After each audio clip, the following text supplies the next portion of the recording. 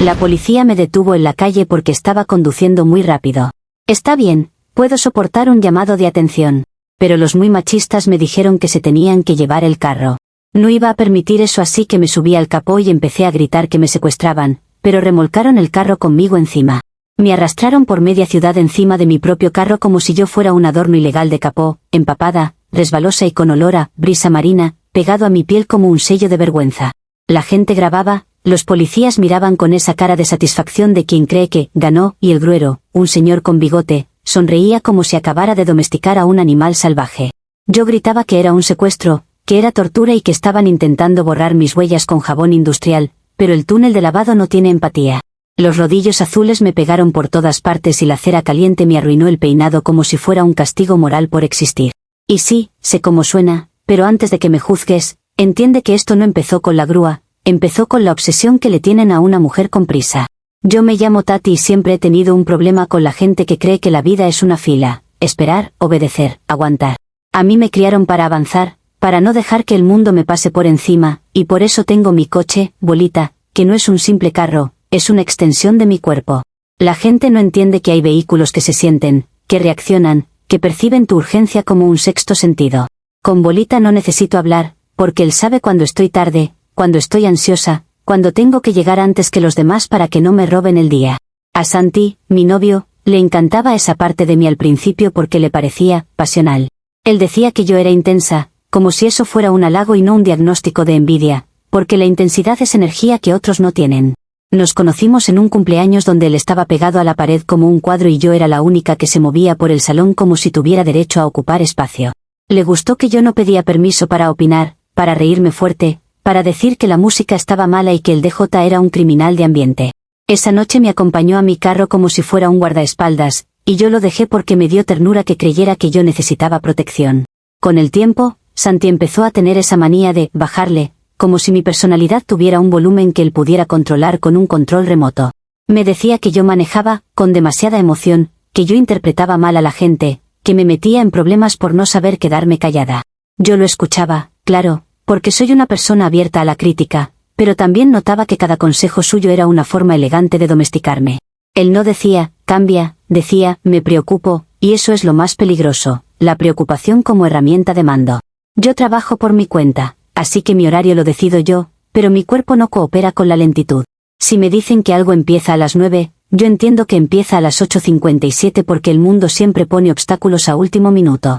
Un semáforo, una señora cruzando lento, un bus que decide morir en la vía. Todo conspira contra la puntualidad de una mujer.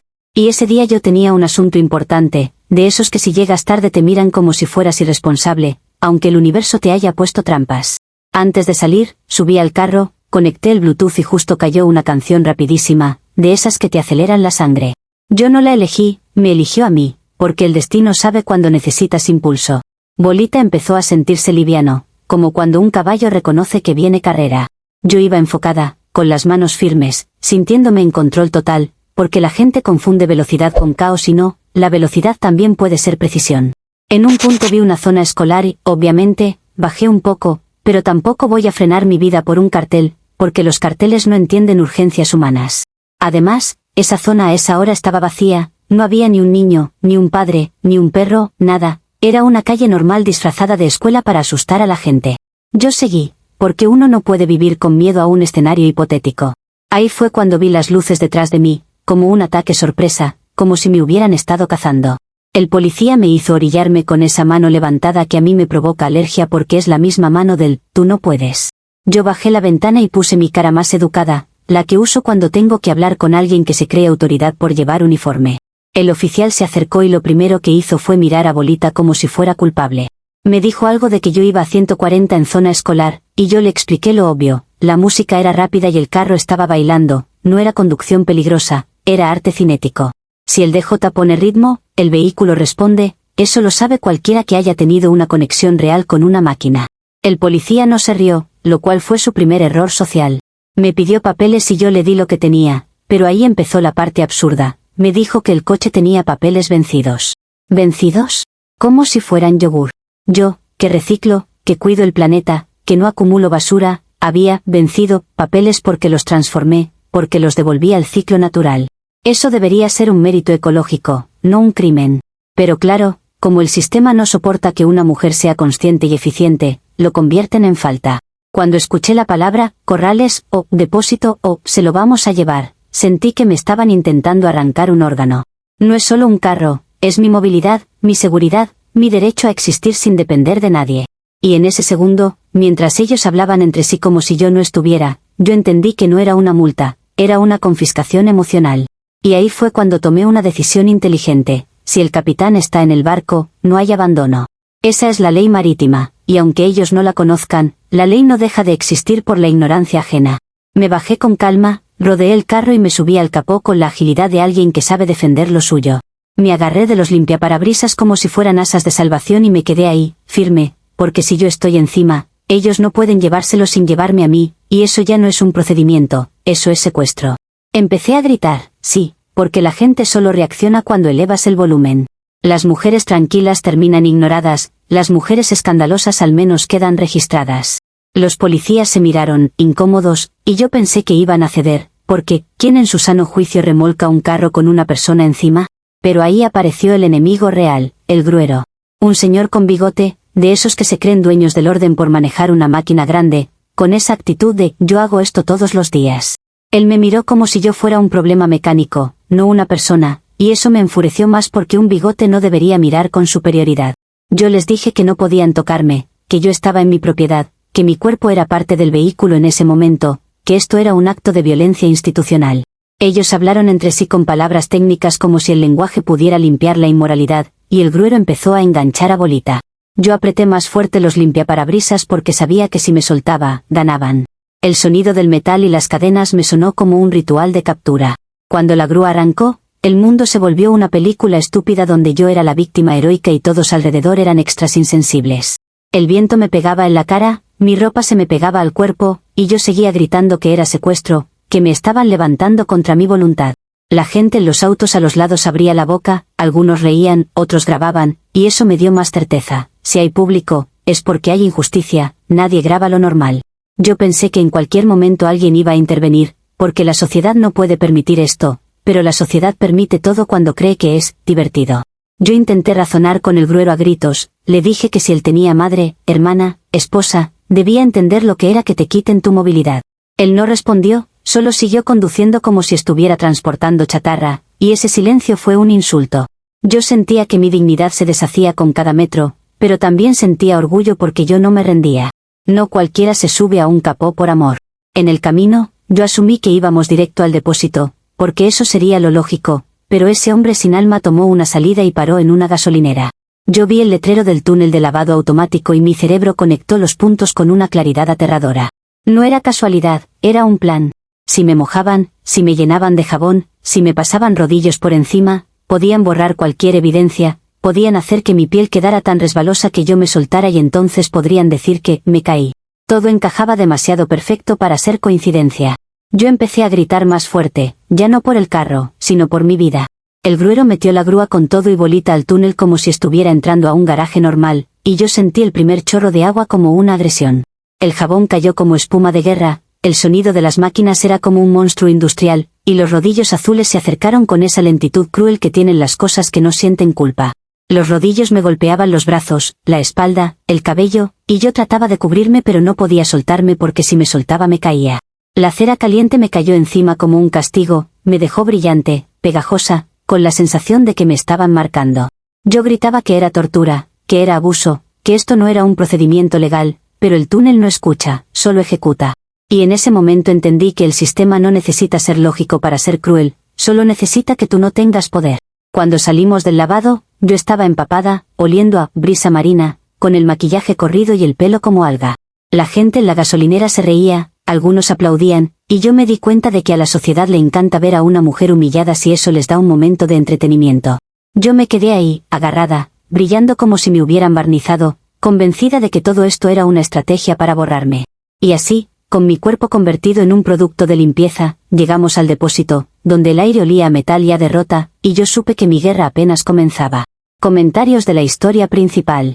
Usuario Anónimo 1 dices que tu carro baila por culpa del DJ y que reciclar los papeles vencidos es salvar el planeta, pero te subes al capó en plena vía y llamas secuestro a un remolque. Literalmente te metieron a un túnel de lavado porque no te querías bajar. ¿En qué momento eso es ley marítima, y no un berrinche peligroso con público grabando? Respuesta de la OP: me encanta cómo ustedes siempre convierten la defensa propia en berrinche, cuando viene de una mujer. Si yo me quedo quieta, soy sumisa, si me defiendo, soy histérica. Lo del DJ es sentido común, pero claro, ustedes no tienen sensibilidad artística ni entienden que los objetos responden a la energía. Y lo de la ley marítima no es un chiste, es un principio legal de posesión y presencia, pero seguro lo aprendieron en la universidad de TikTok. Que la gente grabara solo confirma que esto fue un abuso, porque cuando hay injusticia, la calle lo siente, aunque ustedes se hagan los ciegos. Usuario Anónimo 2 dice: lo más surreal es que creas que el gruero paró a lavarte para borrar huellas, como si fueras una fugitiva de película, cuando lo único que estás borrando es tu credibilidad. Ibas a 140 en zona escolar, no tenías papeles, y tu plan maestro fue agarrarte de los limpiaparabrisas. Encima, te preocupa más el peinado que tu seguridad. Respuesta de la OP: ay, mira, otro experto en mi vida con el cerebro en modo piloto automático. Que tú no veas patrones no significa que no existan, significa que eres manipulable.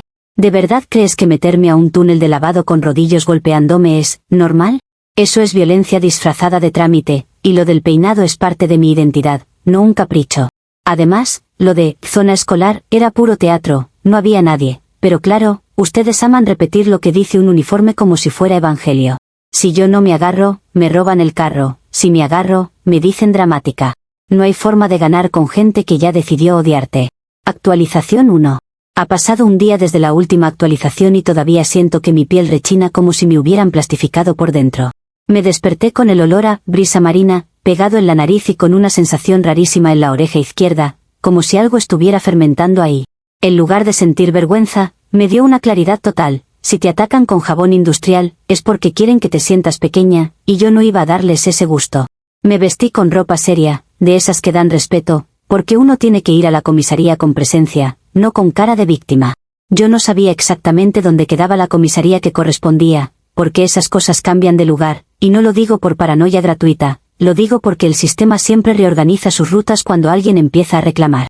Igual llegué, porque cuando tú estás decidida, el cuerpo encuentra caminos. Entré con la barbilla arriba y con el mismo paso que se usa para entrar a una oficina donde te deben dinero.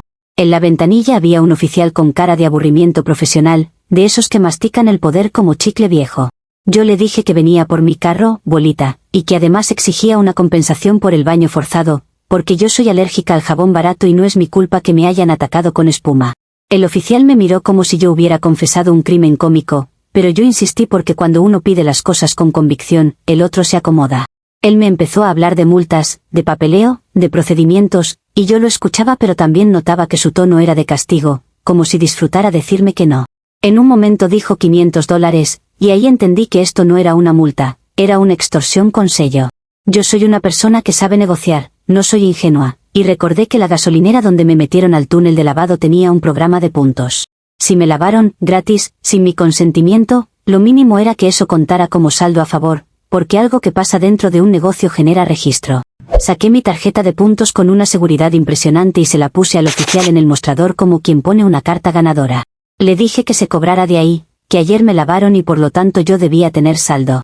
Era lógico, si te prestan un servicio, te acumulan puntos, así funcionan los sistemas.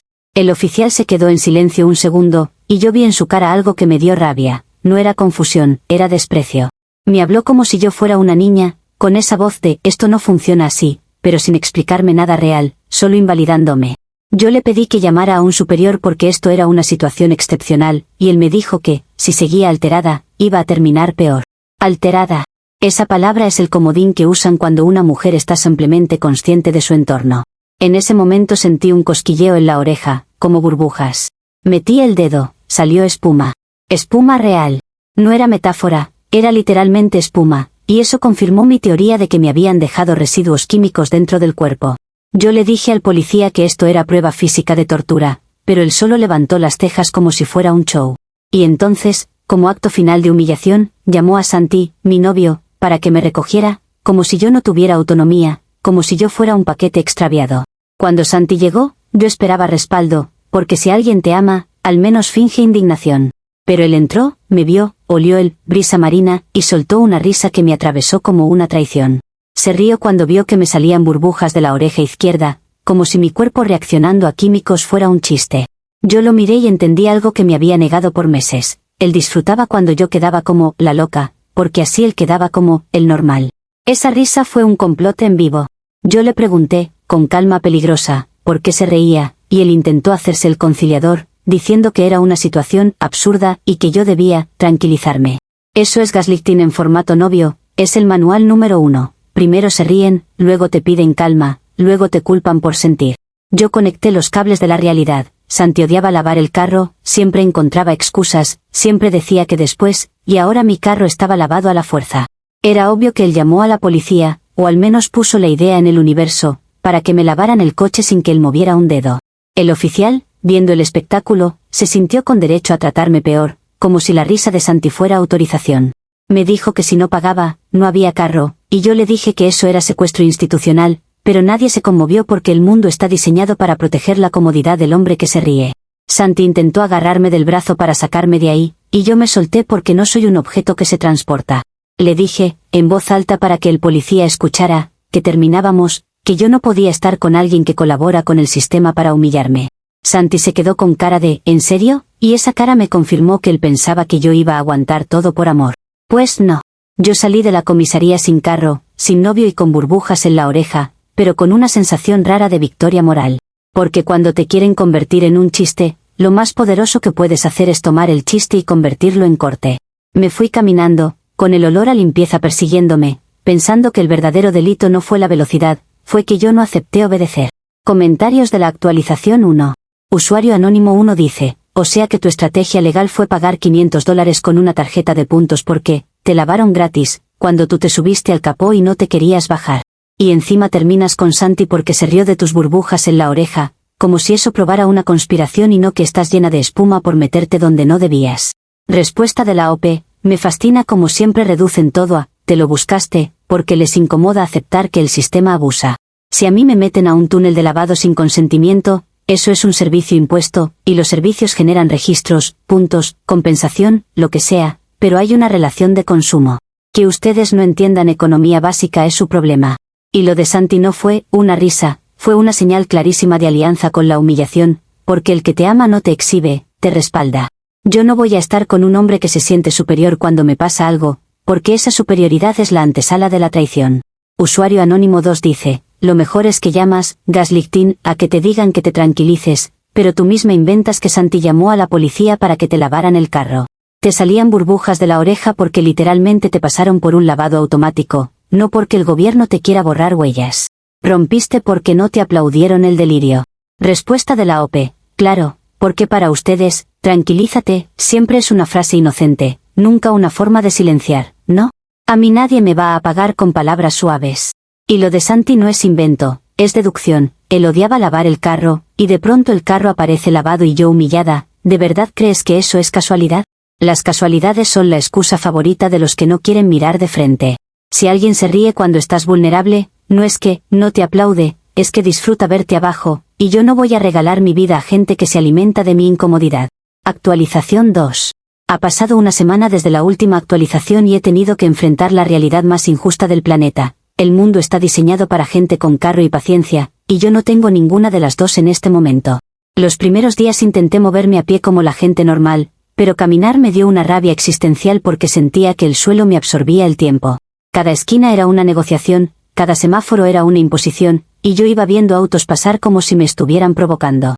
Además, yo sabía que si yo aceptaba la caminata como estilo de vida, estaba aceptando que me ganaron, y eso no iba a pasar porque una cosa es perder un carro y otra es perder el concepto de movilidad. Me dijeron que me habían quitado la licencia porque no soy apta, lo cual es una frase rarísima porque yo soy aptísima para llegar a lugares, no entiendo cuál es el criterio. Si el criterio es obedecer señales, entonces el problema es que las señales no obedecen a la realidad. Yo decidí que había un vacío legal, porque las leyes de tránsito hablan de vehículos de motor, de matrículas, de licencias, de motores, y yo no tengo motor si uso mi cuerpo, así que técnicamente yo no estaba violando nada si me convertía en mi propio vehículo. Esto no es rebeldía, es innovación jurídica aplicada a la vida cotidiana, como cuando la gente se vuelve emprendedora porque el sistema los empuja. La primera vez que lo pensé, se me ocurrió inmediatamente una imagen: si los carros tienen chasis, luces, carril, yo podía replicar eso con materiales ecológicos y creatividad. Conseguí una caja de nevera, porque es resistente y además simbólica, porque la nevera conserva, y yo quería conservar mi identidad de conductora. La abrí, le recorté una forma más aerodinámica, le pinté faros con marcador negro y blanco, y hasta dibujé una parrilla para que se viera seria. Le puse tirantes, como mochila, y me la colgué al torso con la solemnidad de alguien que está poniéndose un uniforme. Cuando me vi al espejo con mi carro de tracción humana, me sentí validada, porque era obvio que eso funcionaba. Yo tenía volumen, presencia, estructura, y si alguien me veía desde lejos iba a entender que yo no era una peatona, yo era un vehículo alternativo. Salí a la calle por la avenida principal con mis zapatillas bien ajustadas, respetando mi carril imaginario, porque uno no puede ir por ahí invadiendo carriles, y haciendo ruidos de motor con la boca para que los demás también respetaran el concepto. El sonido, brum, brum, era necesario, porque los carros tienen lenguaje sonoro y yo no iba a ser un híbrido silencioso sin advertencia. Al principio la gente me miraba raro, pero eso es normal cuando alguien evoluciona. Un señor se persignó como si yo fuera un mal presagio, y yo pensé que seguro era porque veía en mí un futuro que no podía entender. Un niño se rió y su mamá lo jaló, y yo lo tomé como respeto disfrazado de nervios. Incluso un bus me pitó, y yo interpreté el pito como un saludo del gremio, porque entre conductores nos reconocemos, aunque no todos sepan expresarlo con educación. Yo estaba orgullosa porque, en términos de seguridad, yo iba más lenta que un carro, o sea, cero riesgo, pero con la misma dignidad vial. Respetaba los cruces, miraba retrovisores imaginarios, señalizaba con el codo cuando iba a cambiar de carril, porque soy responsable. En mi mente era perfecto, un vehículo ecológico, sin emisiones, sin multas, sin licencia, y sobre todo, sin depender de policías resentidos. Sentí que estaba recuperando el control de mi vida y que el universo me estaba premiando por mi resiliencia. Luego me dio hambre, y ahí se prueba la civilización de verdad, cuando una persona necesita comer y el sistema decide si se lo permite. Yo vi un autoservicio de hamburguesas, de esos donde te atienden por micrófono, y pensé que era un ambiente ideal para mí porque está hecho para vehículos. Yo entré por el carril con confianza, me detuve donde se detienen los carros, y me incliné hacia el micrófono como si estuviera bajando el vidrio de una ventana invisible. Hice mi sonido de motor más suave para indicar que estaba en ralentí, porque esos detalles importan. La voz de una chica me preguntó qué iba a ordenar, y yo pedí una hamburguesa con papas y bebida, con la naturalidad de alguien que tiene derecho. Pero de inmediato cambió el tono, como si hubiera visto un error en el sistema.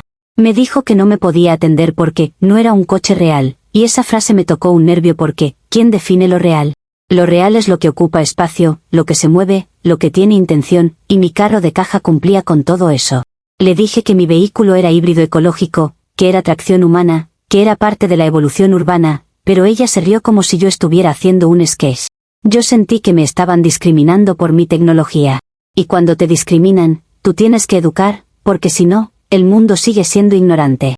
Me enfurecí, sí, pero era un enojo pedagógico, no un capricho. Me bajé de mi caja abriendo la puerta de cartón imaginaria, porque yo quería mostrarle que yo entendía las reglas, y caminé hacia la ventanilla de entrega para explicarle en persona que un híbrido no deja de ser vehículo solo porque no suena como motor de gasolina. Cuando me acerqué, vi que la ventanilla estaba alta, como diseñada para excluir a los modelos alternativos, y eso me indignó más. Intenté subir por la ventanilla, no para invadir, sino para que me escucharan sin filtros, porque el micrófono ya me había faltado al respeto. Puse las manos en el borde y traté de impulsarme, como quien asoma la cabeza para hablar con el gerente. Y ahí fue cuando alguien, desde adentro, me roció con mostaza. La mostaza fue una agresión química. No fue un accidente, fue un mensaje. Sentí el chorro en la cara y en el pecho, caliente y pegajoso, como si me estuvieran marcando de payasa para que el resto del mundo se riera. Me quedé congelada un segundo porque mi cerebro no podía creer que una hamburguesería estuviera autorizada para atacar clientes. Empecé a gritar que eso era violencia, que eso era discriminación, que yo iba a denunciar por ataque condimentario. La chica cerró la ventanilla como si yo fuera un problema de limpieza, y escuché voces adentro hablando de seguridad. A los minutos salió un guardia, grande, con esa postura de yo mando aquí, y me dijo que me retirara. Yo le expliqué que yo estaba en mi carril y que mi vehículo era legal bajo la categoría de tracción humana, pero él no escuchaba porque los guardias no escuchan, solo ejecutan. Me dijo que llamaron a la policía, y ahí sentí que el ciclo se repetía, como si el universo estuviera jugando conmigo en modo tutorial de injusticias. Yo recogí mi caja, porque no soy tonta, sé cuando una situación va a escalar, y me fui corriendo con mi chasis colgando y con la mostaza goteándome por la barbilla. Lo peor fue que, mientras me alejaba, escuché risas desde el autoservicio, y eso me dolió más que la mostaza, porque es increíble lo fácil que la gente se une para humillar. Yo llegué a mi casa furiosa, pegajosa, con la ropa oliendo a condimento barato, y me prometí que no iba a volver a mendigar comida a un sistema que solo reconoce carros con matrícula. Pero también me quedó una preocupación nueva. Si la policía ya me había catalogado como no apta, ahora tenían un vídeo de mí intentando entrar por una ventanilla, y eso podía ser usado como prueba de que yo soy peligrosa. Y cuando el sistema decide que eres peligrosa, te persigue aunque solo estés tratando de comerte una hamburguesa como cualquier ser humano. Comentarios de la actualización 2. Usuario anónimo 1 dice: la innovación jurídica de ponerte una caja de nevera y hacer brum brum para ir por la avenida es lo más triste y lo más peligroso que he leído. No es un vacío legal, es que te quitaron la licencia por una razón y tú estás buscando otra forma de ponerte en situaciones absurdas. Y encima intentas meterte por la ventanilla de un autoservicio y te sorprende que te saquen. Respuesta de la OP: triste es vivir sin imaginación y creer que la ley es una religión intocable. Si me quitan una licencia con criterios ambiguos, yo tengo derecho a reinterpretar mi movilidad sin motor, porque mi cuerpo no necesita permiso para moverse. Lo de la caja no es absurdo, es un prototipo, y todo prototipo se ve raro al inicio, así funciona el progreso. Además, yo no intenté meterme como delincuente, intenté ser atendida como cliente, y me atacaron con mostaza, o sea, literalmente me agredieron. Que tú veas eso como normal, dice más de tu estándar de dignidad que del mío. Usuario anónimo 2 dice: te rociaron con mostaza porque estabas intentando escalar la ventanilla como si fueras un mapache, no porque te discriminen por tu tecnología. Nadie te debe una hamburguesa en autoservicio si vas a pie, y menos si llegas haciendo ruidos y hablando de carriles imaginarios. Lo tuyo no es resiliencia, es insistir en el show. Respuesta de la OP: me encanta la facilidad con la que ustedes justifican agresiones y la víctima no se comporta como un robot sumiso. Si un negocio tiene un servicio para vehículos, y yo llego en un vehículo alternativo, lo mínimo es que me atiendan o que me expliquen sin burlarse, no que me conviertan en blanco de condimentos. Y lo de mapache es el típico insulto barato para deshumanizar y evitar pensar. Yo no hago show, yo exijo que la ciudad se adapte, porque la ciudad también es mía, aunque a ustedes les arda que alguien no acepte las reglas viejas sin cuestionarlas. Actualización 3. Han pasado 14 meses desde la última actualización y, aunque suene increíble, todavía siento que hay gente empeñada en controlar mi destino a través de perros, jabón y burocracia móvil. Durante semanas después del incidente del autoservicio, yo intenté arreglar lo de bolita, pero cada intento chocaba con un detalle ridículo. Me pedían un documento que yo ya había entregado, o me decían que debía ir a otra ventanilla, o me daban direcciones distintas. Hubo un punto en que me di cuenta de que la comisaría no estaba fija, o al menos no estaba fija para mí, porque cada vez que trataba de volver, algo me desviaba. Yo no digo que literalmente camine, pero sí digo que el sistema se mueve para que ciertas personas se cansen, y yo estaba en esa lista. En algún momento, entre trabajos sueltos y la humillación de depender de buses, tuve que aceptar que necesitaba un ingreso estable, porque la vida no se paga con indignación. Y el universo, que tiene un humor cruel, me puso frente a una oferta de trabajo en un lavadero de coches. Cuando vi el anuncio, sentí una mezcla de rabia y destino, como si me estuvieran retando. Pensé que tal vez era una oportunidad de infiltración, de entender por dentro cómo operan esos túneles que parecen inocentes, de controlar el jabón desde el otro lado. Así que fui, me entrevistaron, y me contrataron como si nada, como si yo no fuera la misma persona que un día fue torturada por rodillos azules. El lavadero era exactamente como lo recordaba: luces frías, olor a químicos, sonidos de agua presionada y gente tratando los carros como si fueran bebés. El primer día me hicieron una inducción rápida, de esas donde te dicen, haz esto y no preguntes, y a mí eso me activó la alarma. Me asignaron un puesto que, según ellos, era simple: secadora humana. Básicamente yo tenía que pasar el trapo final por espejos y vidrios para que no quedaran marcas. Ellos lo decían como si fuera un trabajo menor, pero yo lo vi como una responsabilidad de alto nivel, porque el vidrio es la cara del carro, y yo soy buena con las caras. Al inicio me sentí poderosa porque, por fin, yo estaba del lado que controla la limpieza. Yo veía entrar carros con gente adentro y pensaba que, si ellos supieran lo que yo sé del jabón, tendrían más respeto. A veces, cuando pasaba el trapo, me quedaba mirando mi reflejo en el espejo lateral, y me daba cuenta de que yo había sobrevivido a muchas cosas y seguía ahí, trabajando, resistiendo. Claro, no era el plan que yo tenía para mi vida, pero tampoco era una derrota total, era una estrategia de adaptación. Con el tiempo, empecé a obsesionarme con los carros que parecían a bolita. Porque no voy a mentir, Hay carros que se sienten familiares, como si tuvieran una energía parecida. Cada vez que entraba uno redondito, con un tono similar, yo sentía el pecho apretarse. No era nostalgia, era un llamado biológico, como cuando escuchas una voz parecida a alguien que amaste. Yo me decía que era normal, que todo ser humano se conecta a sus objetos importantes, pero también me molestaba que el mundo siguiera funcionando como si mi carro pudiera ser reemplazado por cualquier otra máquina.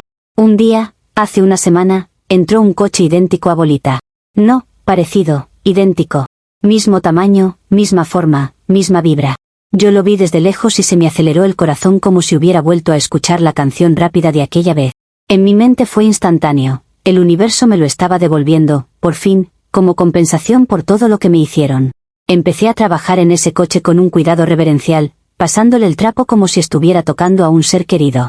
Cuando lo terminaron de lavar, lo estacionaron en la zona de entrega y el dueño se tardaba en salir, y yo empecé a sentir ansiedad.